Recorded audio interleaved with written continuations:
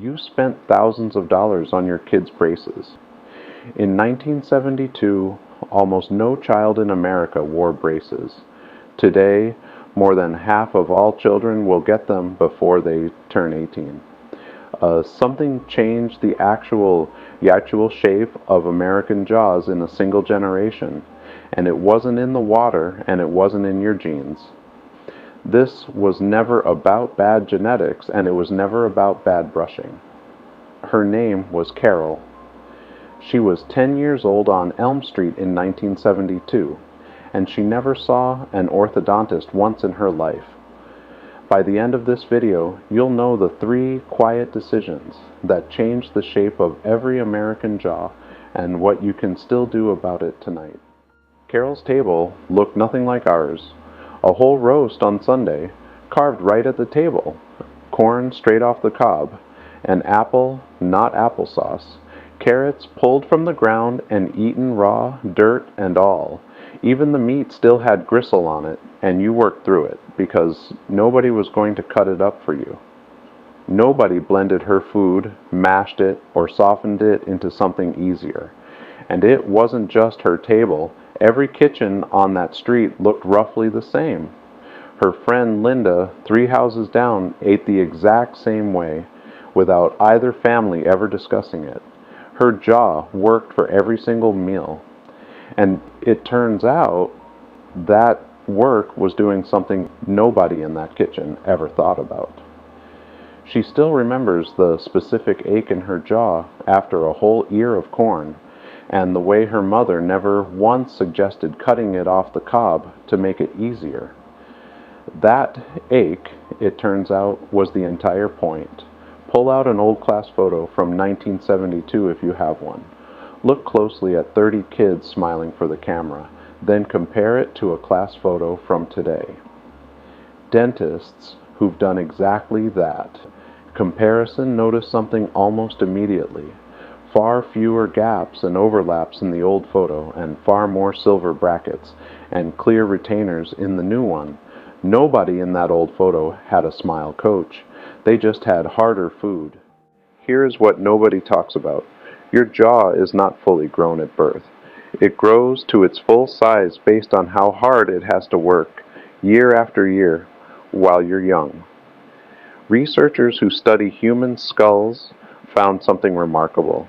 They compared ancient hunter-gatherer populations to early farming populations that switched to softer, processed grains. The hunter-gatherer jaws were long and wide, with plenty of room for every tooth.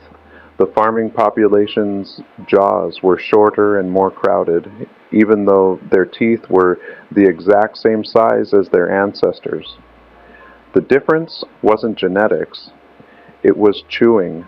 Mechanical stress from tough, fibrous food is what tells a growing jawbone to reach its full genetic potential, the same way lifting weight tells a muscle to grow. Carol's jaw did that work 3 times a day, every day, for years. Yours may never have had the chance, but here's what nobody saw coming.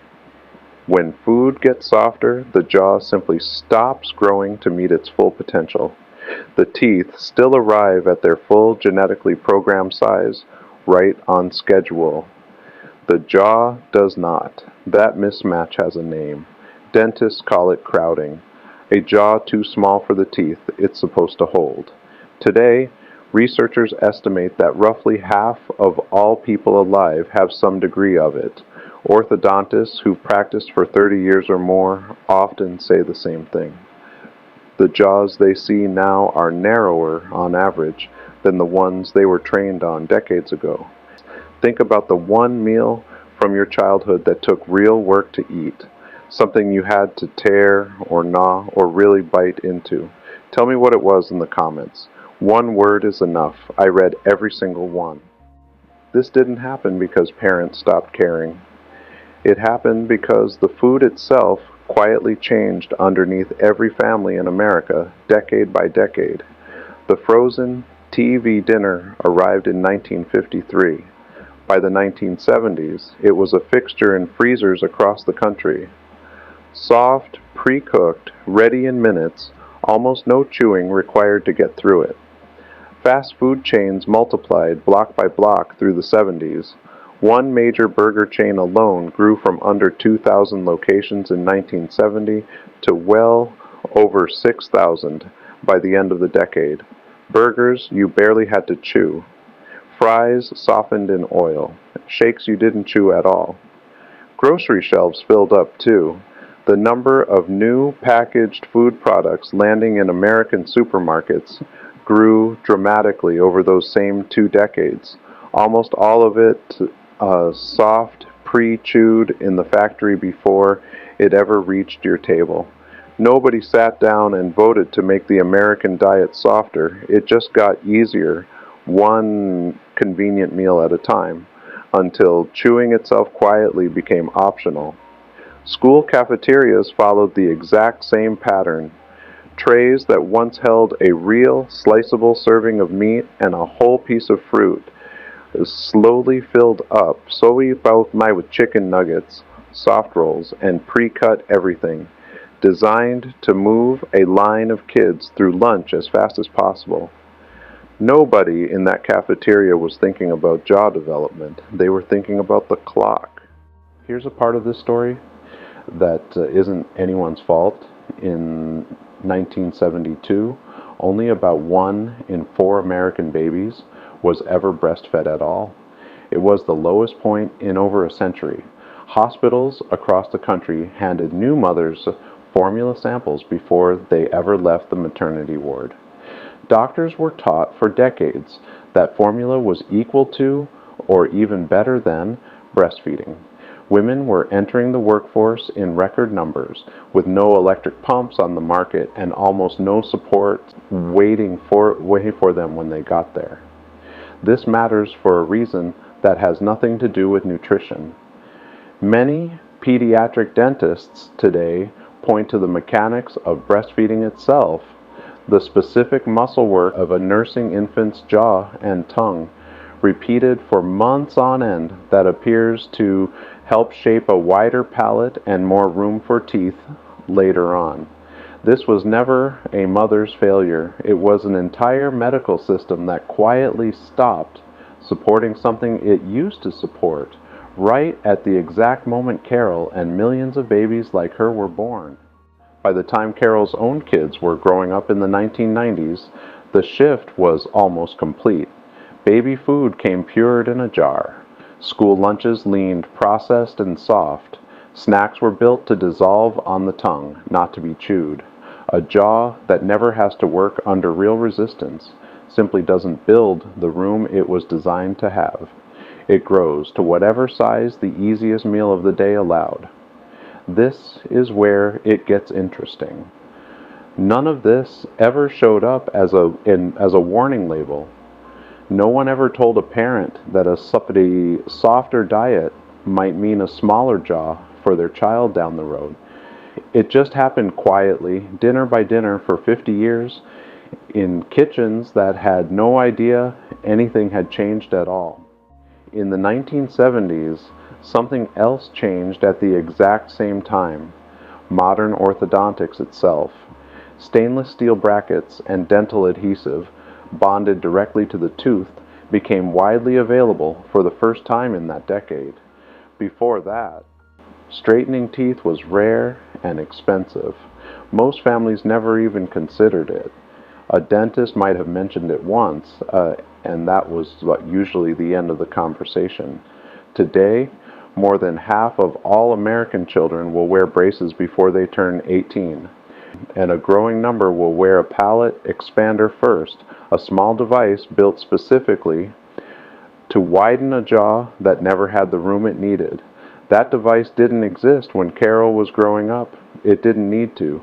Orthodontics in America is now a multi-billion-dollar industry every single year, built almost entirely on jaws that didn't get what they needed the first time around. None of that money existed by accident. It exists because an entire generation grew up on soft food, and the next generation is paying to fix what nobody warned them about. That's not because more went wrong with how kids were raised. It's because two things happened at once in the very same decade. Jaws had less room than ever before, and for the first time in history, there was an affordable, reliable way to fix it. Carol never needed braces. Her kids did. Her grandkids almost certainly will. So what actually gave Carol's generation that room without anyone trying, without anyone even noticing? Three things, and none of them cost a family a single extra dollar. First, real chewing. Whole foods that required actual work at every meal for years, building a jaw one bite at a time, the same way exercise builds a muscle. Second, for the mothers who could, breastfeeding shaped a wider palate before a single tooth ever came in. Third, almost nothing on her table was engineered to be soft. It was grown, cooked, and served the way it had been for generations before her. It was built to be food, not to be easy. You can't go back and rebuild a jaw that already finished growing. But there are three things you can still do, starting tonight. First, for kids who are still growing, add real chewing. Back into the day, raw carrots, apples, tougher cuts of meat, not as a punishment, as a tool for the one thing that actually builds a jaw. Second, if a young child in your life mouth breathes or seems to struggle with jaw or tongue posture, ask a dentist about it early. It's a 5-minute conversation that can change the next decade of their life. Third, for yourself, this was never about willpower or genetics or bad luck.